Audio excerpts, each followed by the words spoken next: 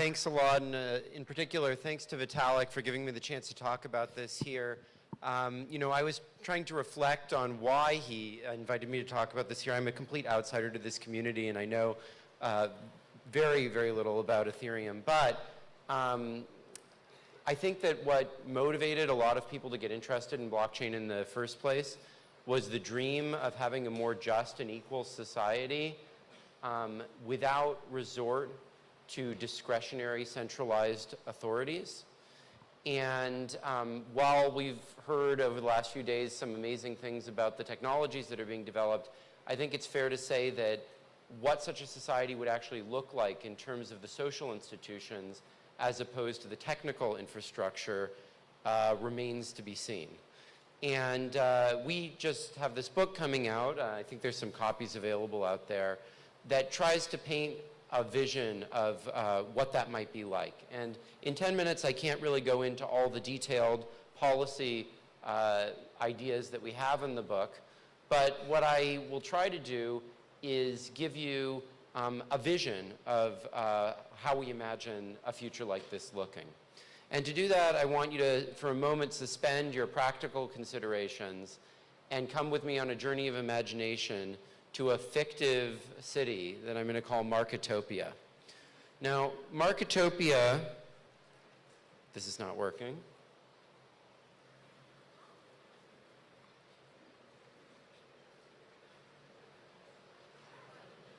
Oh, there we go. Okay, so Marketopia is a little bit like Zootopia, except rather than being defined by having lots of diverse mammals there, the defining characteristic of Marketopia is that every piece of major private property in Marketopia, let's put aside, personal effects, heirlooms from your grandmother, your cats or dogs, but all the land and houses and airplanes and buildings and so forth are continually up for bid in an auction to the highest bidder.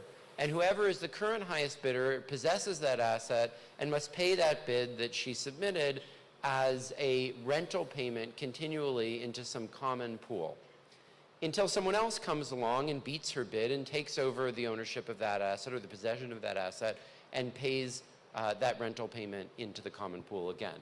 And in Marketopia, not only is this applied to private property, it's also applied to many things that we usually think of as collectively governed, like what politicians run Marketopia, where we build the public parks, how the buses run and the schools operate and so forth. Except there, rather than selling it to the single highest bidder, what we're going to do is add up everyone's willingness to pay for different alternatives and choose the alternative that has the greatest total willingness to pay. And in Marketopia, all the money that is raised in these auctions is continually refunded to everyone within the community as a social dividend, or you could call it a universal basic income, in equal measures, sort of as in Alaska and Norway, the oil revenue that they raise is refunded to the citizens.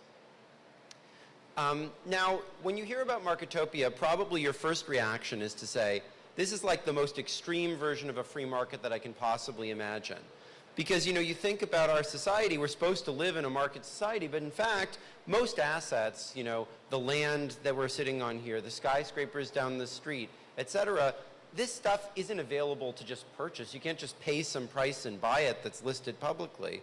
You would have to go to the present owner and enter into a long and cumbersome negotiation, and they'd probably charge you way more than they'd be willing to accept for it because they'd be trying to make a profit off of you, right?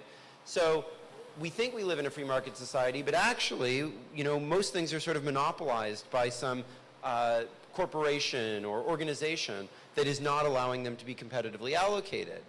So that sounds kind of interesting that this is like this extreme version of a free market, but you might initially think, well, in an extreme free market, aren't the very wealthy going to dominate everyone else, outbid everyone for control of assets, take over the whole society, and tyrannize everyone else? But if you thought that, you have to reflect, what do you mean by the wealthy? What it means to have wealth is to own businesses and buildings and land and airplanes and things like this, right? And in Marketopia, everything is commonly shared among everyone. All the benefits of assets flow equally to everyone, and everyone has an equal right to contest for control of those assets. In fact, Marketopia is a far more extreme version of common ownership as advocated by people like Karl Marx than is any form of socialism that actually existed in the world, as socialism usually degenerated into the rule of a was it too late? Okay. Into the rule of some bureaucratic elite that would typically tyrannize over the rest of the population even more severely than the capitalists that they claim to replace. So that sounds like a paradox. How can the most extreme form of socialism, the most thoroughgoing form of common ownership, be also the most extreme form of free markets? For those of us who grew up, all of us, I assume, in this room, in the post-Cold War period, that sounds like a paradox, like a contradiction.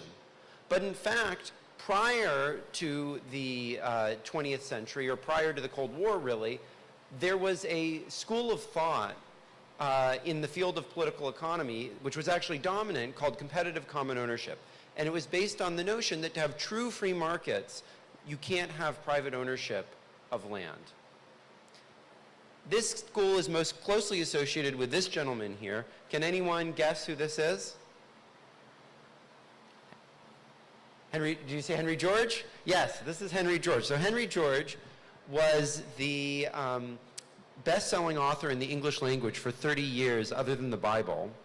His book gave the name to the US progressive movement. He inspired Sun Yat-sen's revolution in China. But his ideas were largely forgotten in the capitalist communist conflict after the Cold War. And so what the goal of this book is to show that actually, despite being forgotten by the public, these ideas continued on in the academic field of mechanism design.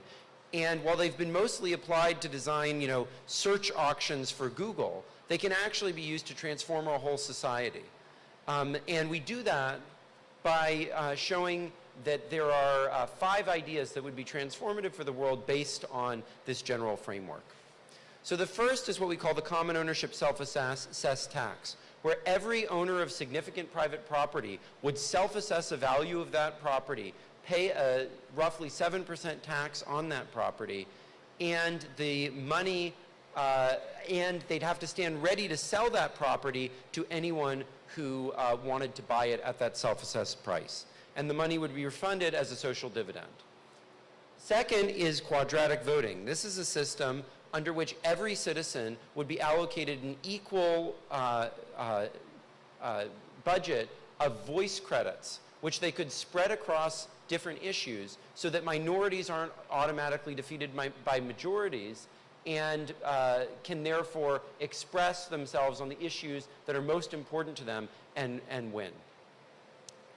The third idea is the Visa Between Individuals program, which is a scheme that could allow for dramatically increased migration by funneling the benefits of migration rather than to big corporations who hire the migrants, to the ordinary workers in wealthy countries who host those migrants, so that there would be political incentive for dramatically increased migration. Fourth, we argue that the largest sources of market power today are not enforced against by antitrust laws.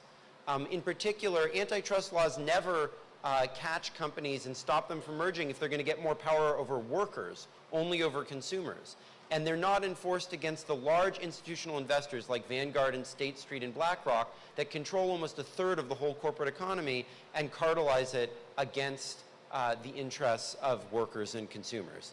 And finally, we argue that the data that all of us contribute every day to services like Facebook and Google is the basis of the machine learning systems that they're building that are allegedly going to displace us from our jobs.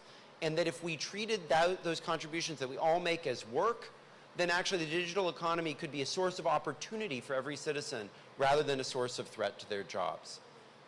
Now, these ideas are radical. I think this community is open to radical ideas, which is something that I'm excited about, but I also think that Ethereum is a very exciting place to experiment with these ideas in an incremental way to see whether they can work and gain broader acceptance and possibly lead to transformation in our society that I think we desperately need in this time of rising inequality stagnating economies, and decreased trust in our political system. Thank you.